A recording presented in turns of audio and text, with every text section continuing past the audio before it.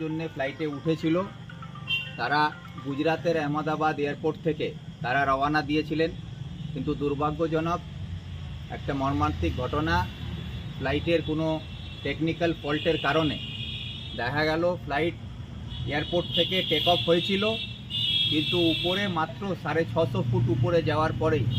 সেই ফ্লাইটটা আবার নিচের দিকে আসতে আরম্ভ করে এবং ফিউল ট্যাঙ্কে আগুন লেগে যায় এবং সে ফিউল ট্যাঙ্কে আগুন লাগার কারণে ফ্লাইট নিচে গিয়ে একটা হস্টেলের বিল্ডিংয়ের মধ্যে গিয়ে ক্র্যাশ হয়। সেখানে পড়ার সঙ্গে সঙ্গে ফিউল ট্যাঙ্ক ফেটে যাওয়াতে একটা বড় বিস্ফোরণ হয় এবং যতগুলো যাত্রী ছিলেন 242 জন যাত্রী সবাই তার মধ্যে নিজের প্রাণ হারিয়ে ফেলেন।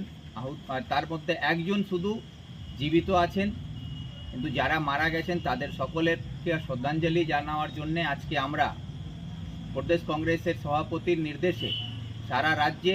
আজকে আমরা ক্যান্ডেল মার্চের মধ্যে দিয়ে তাদের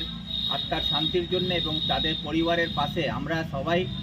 আছি। তাদের দুঃখের সঙ্গে আমরাও সামিল হয়ে তাদেরকে শ্রদ্ধাঞ্জলি জানানোর জন্য আজকে এই ক্যান্ডেল